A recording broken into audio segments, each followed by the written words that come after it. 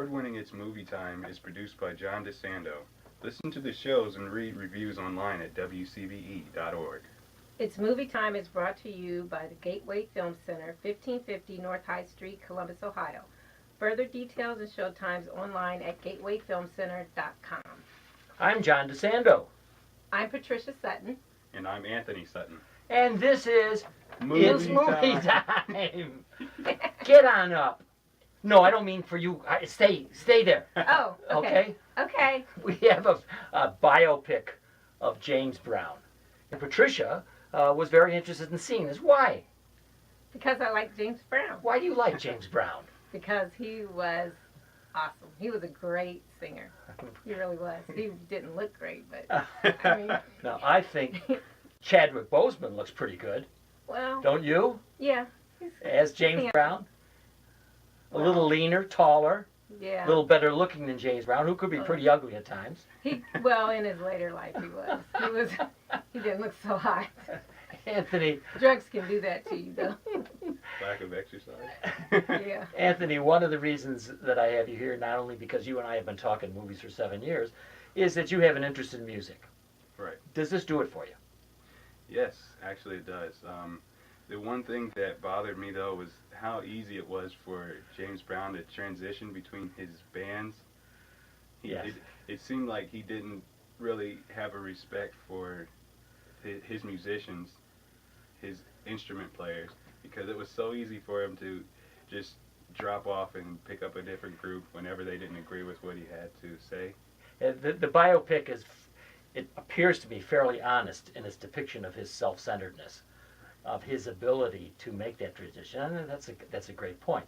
But it also he was very, very self-centered. Mm-hmm. And as his buddy says, a genius.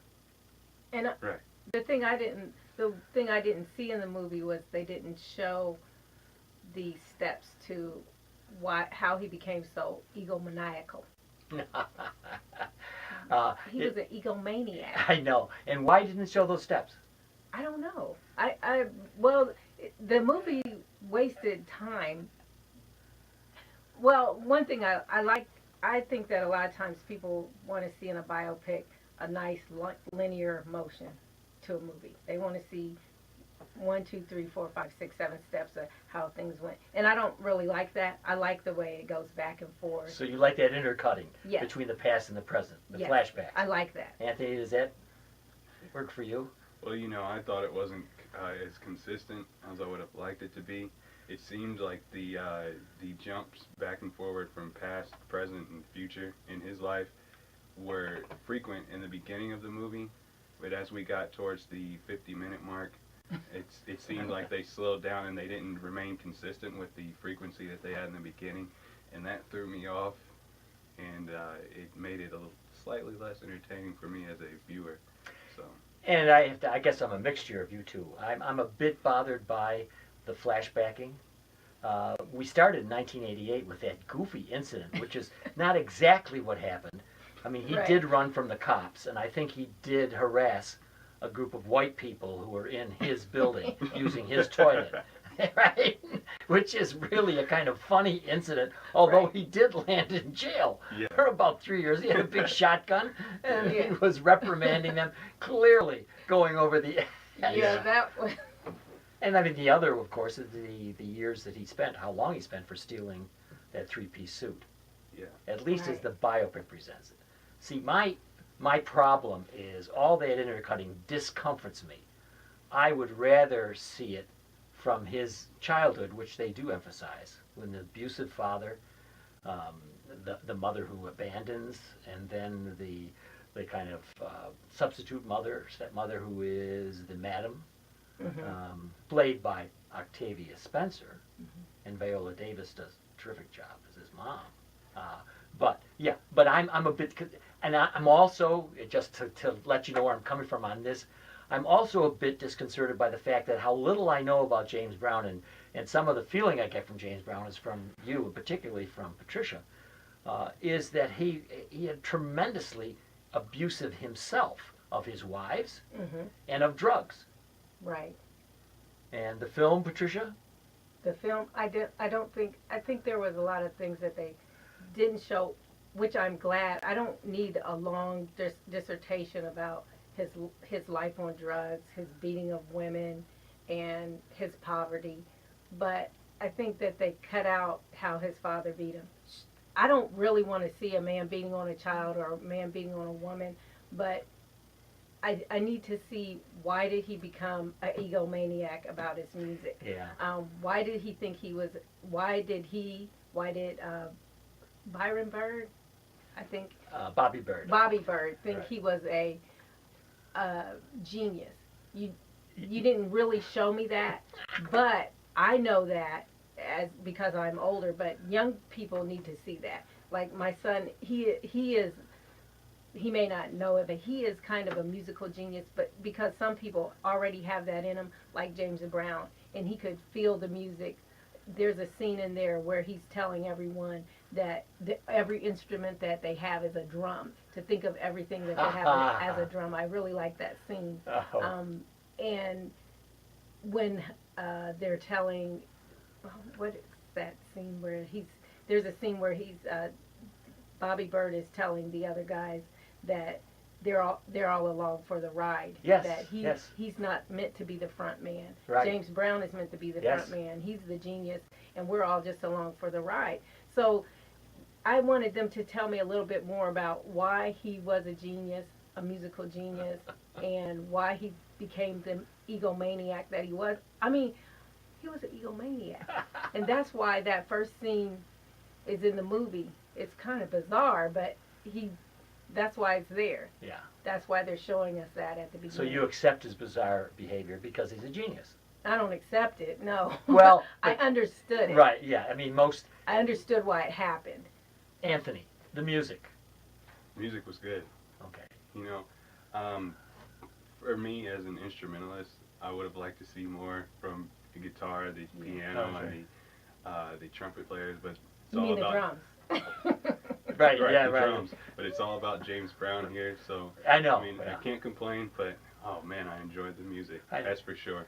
I understand that they used a Fender Telecaster, Yes. which hadn't yet been in mass production. That's one of the only anachronisms, I think, in the movie, is that Right. he was using a guitar that wasn't yet in production. Oh. Right. Yeah. And you know, around the early beginnings of the Telecaster, it would have been known as the Broadcaster, if I'm not mistaken. So, good catch there. I know. Before it even had its original name. Isn't that Yeah. interesting? That's cool. So, would you recommend, Patricia, this film to a general audience? I think James Brown had an impact on not only music but also society. The time when Martin Luther King was shot, he had a concert in, I think, Boston, Massachusetts, Yes. where there was a time when the audience was about to be rowdy. He didn't just talk about what happened with Martin Luther King, but he told that audience, look, we have to represent ourselves as black people, that we don't just riot, not only in the streets, but not here on the stage. I'm trying to perform for you, accept this, and be entertained. And, stop the riot without the police going all crazy. Not the first time he did that. He has done that more than once. Mhm. Cools down the crowd. Terrific. Yeah. Terrific. Anthony, would you recommend? Yes, I think it brings something new to the table in terms of biopics. While it wasn't as good as I would have liked it to be. Walk I the think- Line. Do you remember Walk the Line, Johnny Cash? Yeah. Do you remember Ray? Yes. Love Ray. How, I know this is a question that you weren't prepared for, but the two of you see this Mhm. better than, equal to either one of those two? They're the only two biopics about a musician recently that I think most people would know. Not as good, but Not as good as either one of those? not as good as Ray. Okay. Not as good as either. Not as but good as Ray. Okay. What about Walk the Line, Johnny Cash? I didn't see that. so Joaquin I can- Phoenix. Did you see it? Yes, And? it's not as good, but it's Why? good. Why? Because I don't. I love the music. It's just not as clean. Okay. And I'm with you on that. My reason is that I think in the case of Jamie Foxx and Ray is that he actually dominates that role, Yeah. and Chadwick Boseman pulls back somewhat. I mean, he still is the focus of it, but I don't see him dominating as much as Jamie. Right. And I agree. if it can possibly be true, Johnny Cash's life was even more chaotic than James Brown, at least as is presented on screen. Right. So there is, and it's probably along the lines of what you were saying. It's a cleaner storyline here. Right. And Walk the Line is just a hot mess because his life is that. Yeah. Yeah, that's those are really good points. It's most difficult to say which one is better. I think Chadwick Boseman's performance, just as actor playing a role, is really very fine in this film. I am not sure anybody could imitate James Brown properly. I agree. And I agree. one of the producers of this film is Mick Jagger, Right. right? And of course, Jagger probably was taking notes when Brown was on, because he Right. surely picked up a lot of so much of Oh yeah. what Brown does is theatrics. Yeah. I kept thinking about the moves when I was Yes. watching the movie. I happened to be I happened to have seen James Brown when I was a little girl. Oh, wonderful! Yeah, and I remember the theatrics on stage. One thing that stuck in my mind, I mean, I was 6 years old, and the end of the show where he's bending down and has the cape put across his back, I always remember that like a preacher, and it's just the Godfather of Soul, super bad. I mean, that Good, kind of yeah. thing, I will never forget it. So I thought about his moves the whole time, and I could think about Prince.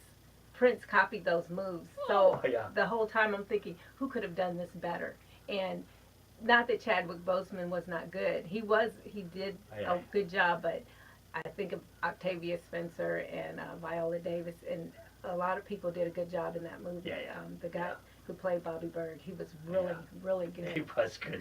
Very I good. agree. And you have he's the hardest working Hardest working man in show. man in show business, and he's the Godfather of soul. Godfather of Soul. And then there's this whole business about funk. Oh Yeah. yeah, he brought the funk. And funk, as far as I can tell, is It's just whatever you. right. It's just whatever it's you want to call whatever you feel. What was I? Oh yeah, I have a earthy and blues based. Right? Yeah. Is that earthy? Okay. And I love that moment in the film when he's asked to define the vibration or something. Yeah. What is Groove. funk? Yeah. What is No, groove? with the groove. Yeah. Right. Yeah. Did you remember his answer? It's what you. It's what you feel. It's the beat. Yes. Yes. It was really all over the place. Right, and I think it's a terrific moment because I think he's actually a little bit nonplussed by the whole question because he can't quite answer it Right. exactly, but really, in the end, it is a feel. Yeah. Well, time for us to award a grade. Tough moment, and I'm going to let Mom go first. Patricia Sutton, the name of the film is Get On Up, the biopic of James Brown, and what grade would you award this film? I give it a B for super bad. Bad in the best way, great. Bad in the best way. Anthony? Well, I was gonna give it a B until you compared it to Ray, so I'll give it a C for couldn't quite measure up. Great. Quite measure up. I like And I'm going to award it a B+, and I'm appreciative because I actually got more songs than I thought I was going to get. And I'm kind of with Patricia. I don't need to see the abuse. that. Yeah. So there we go. And you know what I'm not going to ask us all? What? About the black experience. Oh, Wouldn't that be a cliche? Well, no, Patricia and It was Anthony. good. It was good.